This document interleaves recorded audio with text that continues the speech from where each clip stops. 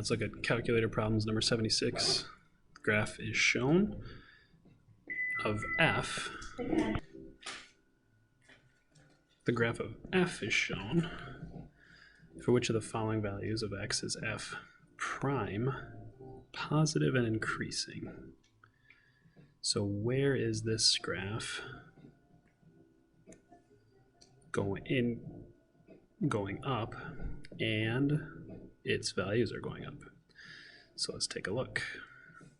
Right here, the graph is going down, so it'd be negative. Here the graph is going up. Here the graph is going down. Here the graph is going up.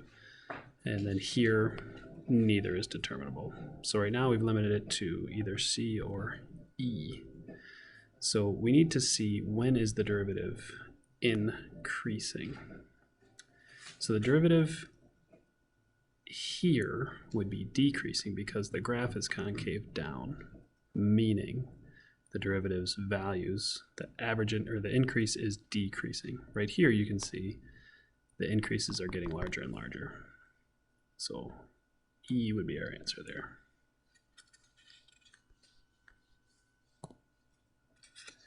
All right, let f be a function that is closed, and f of 2 is 10, and f of 4 is 20. Which of the following is guaranteed by the intermediate value theorem? Well, let's just kind of sketch those in. If f of 2 is 10 and f of 4 is 20, and it's continuous, which of the following is guaranteed? F of x has to equal 13 at least once in there. There's no way to skip 14 if it is continuous. So that is definitely true. F of 3 equals 15. Oh, I'd say not necessarily. There's no guarantee of that. It attains a maximum. I would also say there's no guarantee of that. It could, but it definitely doesn't have to. It's not guaranteed. F prime equals 5. Now this is the one where I would say you could maybe get a little confused versus the mean value theorem. It says that it's continuous. It does not say that it's differentiable. So it could actually go with something like this. This graph would be continuous, and it might not, its derivative might not ever be 5. It might be 8 and then 0. So that's not guaranteed. If you did the average, you would get the average slope was 5, but it doesn't have to equal the average because it doesn't say differentiable, it just says continuous. And then the last one, the derivative is positive for all x in the open interval. And again, it sure looks like it, but it might, it might be wavy in there. We don't know. So the only thing that's guaranteed would be A. All right, 78. The graph crosses the x-axis at one point from 0 to 1. What is the slope? So I would sketch that graph. And from 0 to 1, I believe it crosses at 0.606. But the question is, what is the slope of the graph? So if we press that button on our calculator, that's second calculate 6. So calculate the slope. And we put in 0.606. I believe our calculator tells us it should be 2.961. So straight up calculator problem, second calculate the 0, and then second calculate dy dx. All right, a particle moves along the x-axis, so someone is walking. This person is walking this way, and we've got an acceleration, or this person could be walking this way, or this person could be stopped. And then we've got an acceleration is given by a of t. Which of the following gives the average velocity? And really, none of these words really matter. We should know that average velocity from 0 to 8, well, 1 should be divided by 8, so we should cross off these guys. And for average velocity, this would find the average acceleration, this would find the average velocity, and this would find the average of the absolute value. So this would actually find the average speed. This would find the average velocity. Kind of a good little review there. All right, we've got a graph of a derivative. And which of the following statements must be true? F has a relative minimum at -3. 1, 2, 3. We're losing and then we're gaining, so that is definitely not true. The area under the curve is negative, and then the area under the curve is positive. So we go from decreasing to increasing, so that is true. The point of inflection at -2.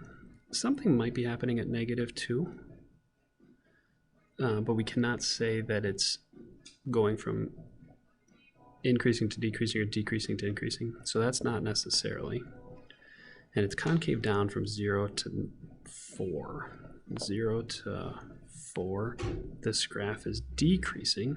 Therefore, f double prime would be less than 0 from 0 to 4. So that would also be true. So 1 and 3. All right, we've got water being pumped into a tank at a rate of, where T is the number of minutes since the tank was turned on. If the tank has 800 gallons of water when the pump was turned on after 20 minutes. So 800 plus the integral from 0 to 20 of R of T. Straight up calculate in my calculator. I believe this gets us 420, so we might be tempted to go there. But then when we add the 800, and this happens again in this test, where like these are the only two that are related like that. I don't know if that is something to think about, but the 420 and the 1220 definitely trying to trick us there, or something to think about. 82. If f prime is this, then f has a local maximum at. So let's get that graph in there. And when we do graph that, I think we get something that looks like this right here. So where's our maximum? Maximums occur when the derivative goes from positive to negative. So it's got to be right there. So if we second calculate a 0, I believe we calculate that to be 0.350.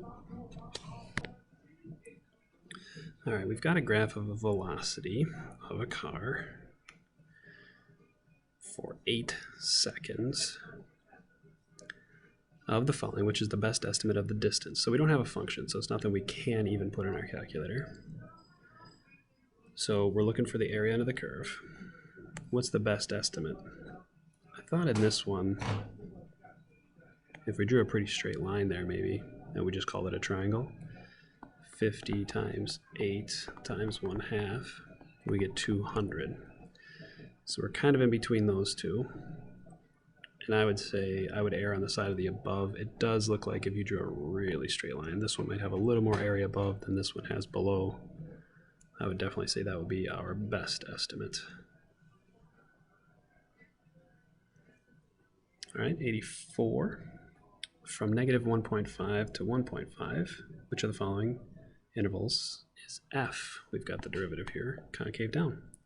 So we're looking for f is concave down when its second derivative is less than 0, which happens when f prime is decreasing. All of those relationships are good. If we get that graph sketched from -1.5 to 1.5, I think it looks just like that.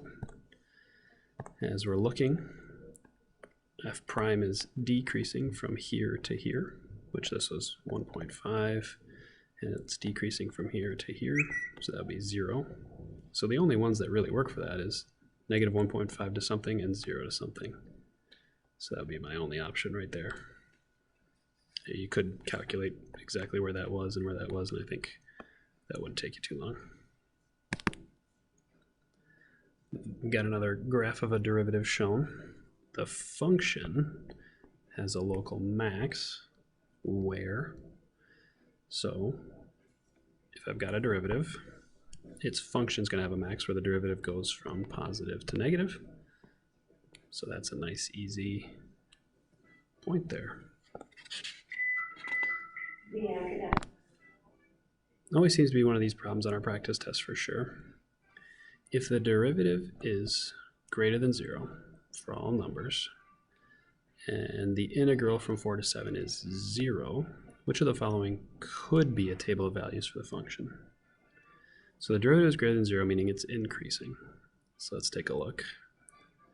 -4 to -3 to 0, all increase. -4 to -2 to 5, all increase. -4 to 6 to 3, we've got a decrease in there. 0, 0, 0, decrease in there. And, or no, we didn't increase the whole time. And then that one increases as well. So we're only looking at the first two. So then we've got to look at the second part. If the area is 0, because it's increasing, the best this area could be would be negative. And the reason is it's at negative to negative and it gets to 0 at the end. So its area would be less than 0. So then the only one it could be is B, because it does go above. So the areas there could cancel out.